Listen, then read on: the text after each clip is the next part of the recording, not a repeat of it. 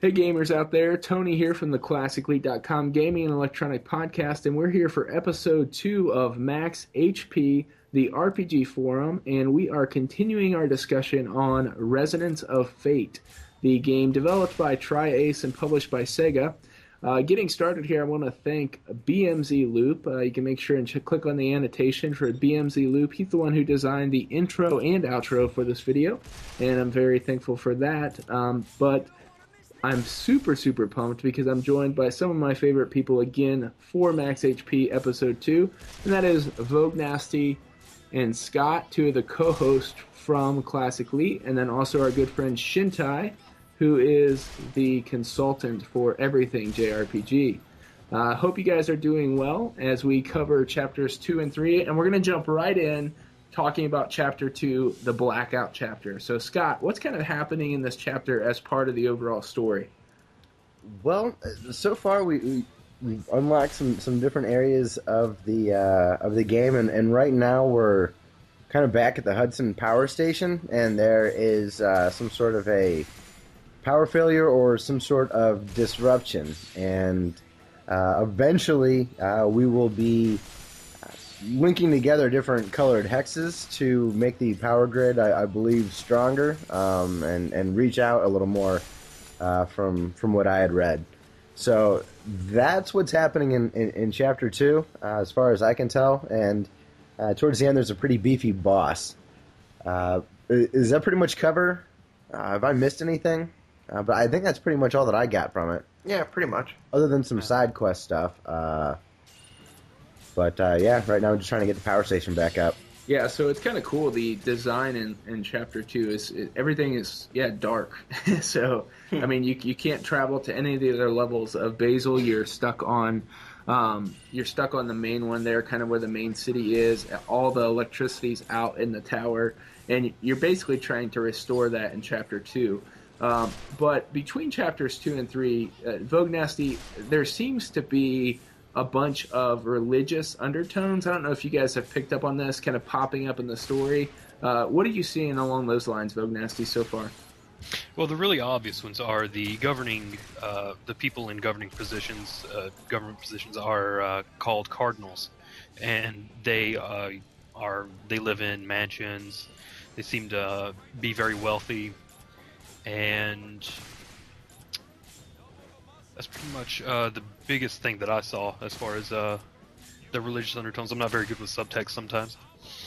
Yeah, so like the Cardinals, obviously, if we look at Roman Catholicism or some of the denominational structures we have in churches here in the States, we know that there's cardinals, and so that you kind of see like a couple hints talking about God and power and deities, and then they have these cardinal people who seem to be the highest kind of religious political leaders in the Tower of Basel.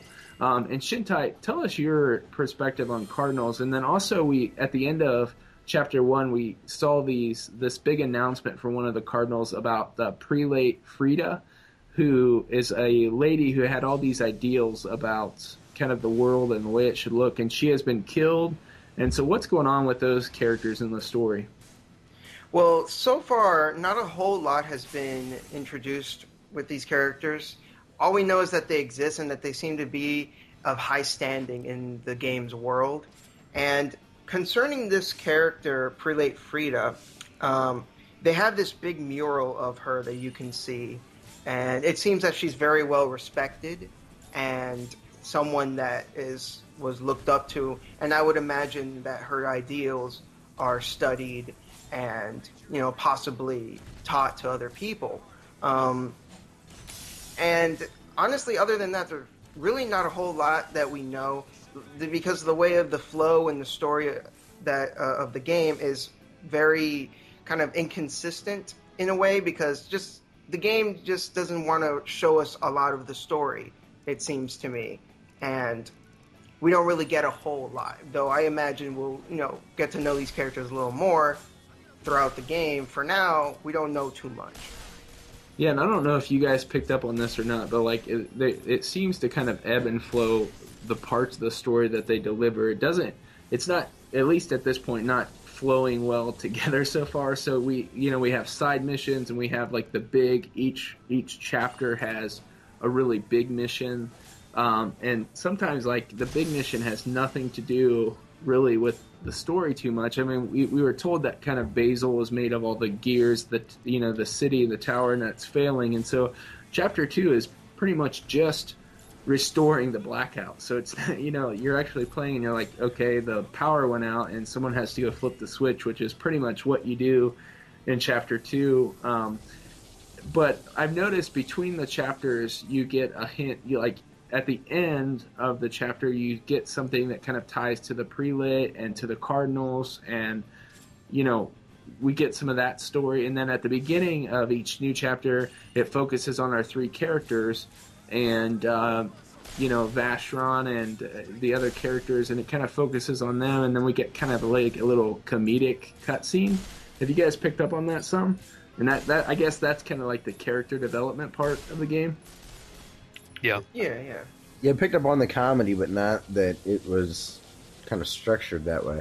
Yeah, I don't know. I guess just playing through the different ones, and even a little bit past chapter 3, it seems to ebb and flow like that. There's like the main story theme, and then there's a shot of character development, and then there's kind of a random mission. So hopefully it kind of flows together a bit more as we moved on. Shintai, tell me a little bit about some of the new enemies we faced in chapters 2 and 3, and then also you told me earlier in the week that you had kind of been addicted to opening up some of the new hexes, which are kind of in the world map as we talked about last week, and as you'll see in the video, lots of new hexes to open up. And just what are some of the things you discovered in opening up those hexes and why you got kind of hooked on that? Sure. First of all, for the enemies, we've encountered a few new ones. Like there are these kind of like robotic looking enemies that have like guns on them and stuff, and they're usually a lot beefier than the typical enemies that you face, which are normally like dudes with guns or dogs, or these weird monsters like goblins or something. And I thought that was kind of interesting because the game has a wide array of different types of enemies that you face.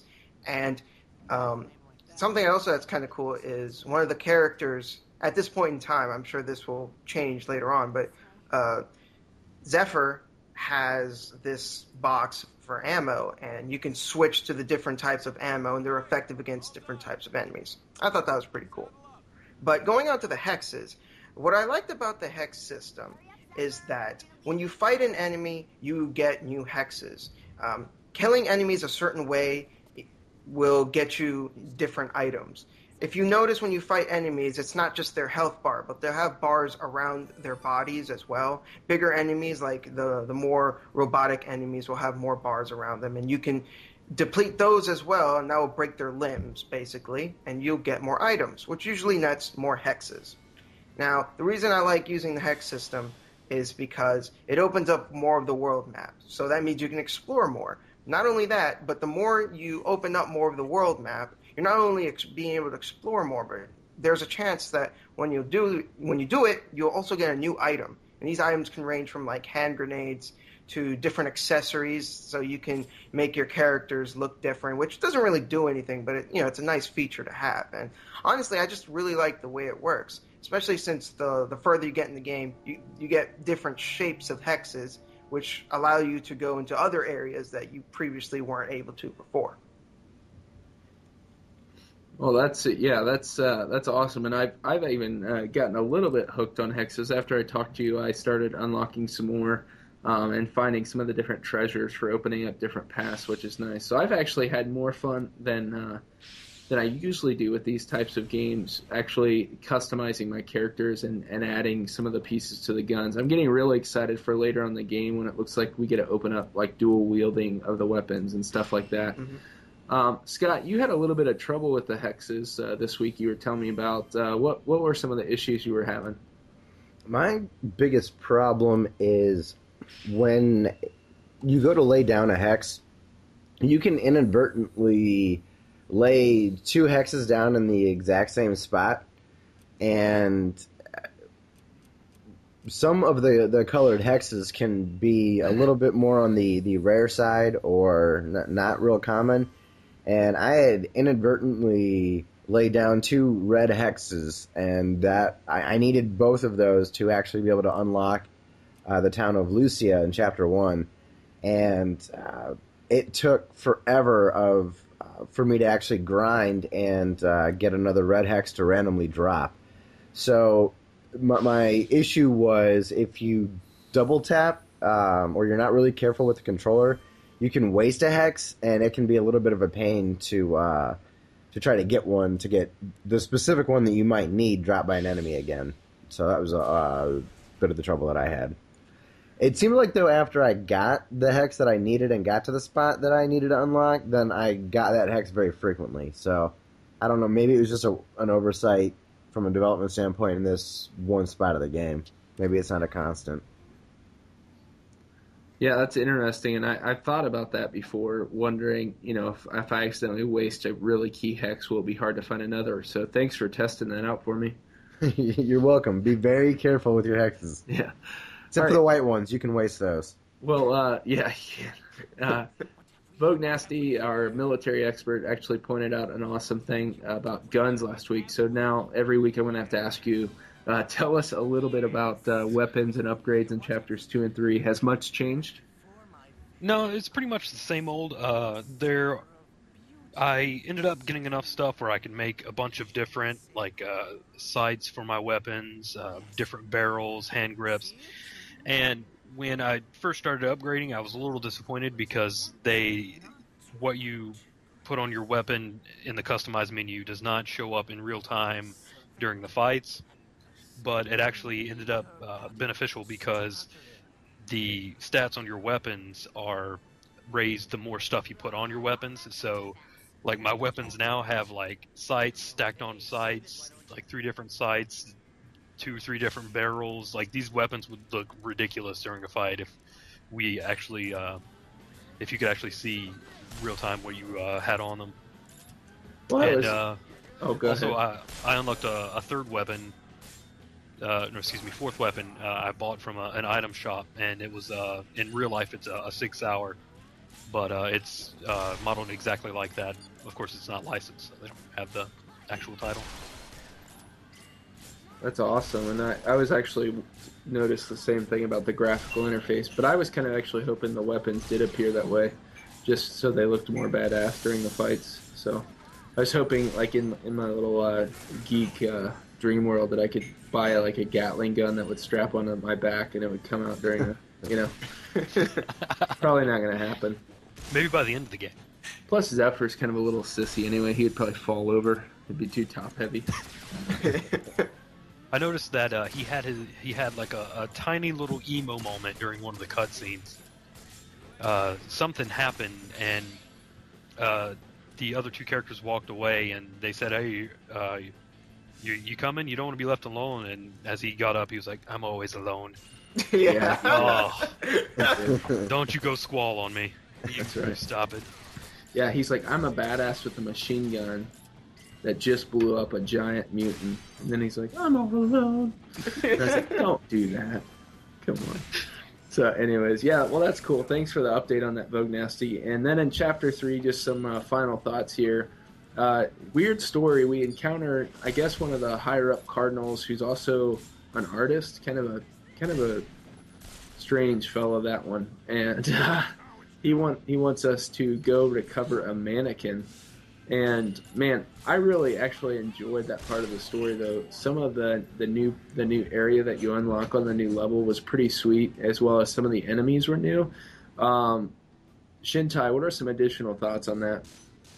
I thought the cutscenes were funny because some of the interactions between the characters was kind of interesting, because I think it was Vashron. He painted something on Leanne's face. For some reason, I guess the artist wanted this for some reason, and she looked really goofy, and both of them were making fun of her because of it. But I kind of felt bad for her, but at the same time, it was pretty funny. And again, it kind of shows the camaraderie between them, that they can kind of mess with each other like that, and can have a good time. So I thought that was nice. I liked that. Yeah, and it was funny. I actually thought Chapter 3 was the easiest so far out of the chapters. Yeah, I think I agree. it seemed to go really fast, and the final boss was actually easier than I thought Chapter 2 and Chapter 1. So Chapter two's boss was pretty beefy. He was this big, like, electrical walking tank or something. It was weird, but yeah. yeah, I got lucky. I beat him on my first attempt. I don't know how, but the Chapter 1 boss is the one that gave me the most trouble so far. So Yeah, same here. Yeah, he was pretty tough. The only reason Chapter 1 boss didn't give me any trouble was because, Tony, you told me you'd figured out that you needed to use the grenades. So Yeah. I went in and selected those right away, and I had no problem with the first boss. yeah, it took me like 20 times of dying before I realized to use the grenades. So See, my problem is I'm super cheap, so I haven't used any of my grenades yet, except for like a few times. So I've got like a bunch of grenades, but I refuse to use any of them. I wish I could borrow some, because I kind of went nuts with them. all right. Vogue Nasty, some closing thoughts from your end. Anything you liked, disliked about the game so far? I like the side quests. They're usually pretty short, pretty easy, and they give you a lot of money, so you can spend it on gun parts. Also, the hexes. When you go through and use them, you can get a lot of grenade stuff, like Molotov cocktails and stuff. So Cool. that's for you, Scott, if you're running low. Yeah, no, that's sweet. Scott, how about you? Closing thoughts?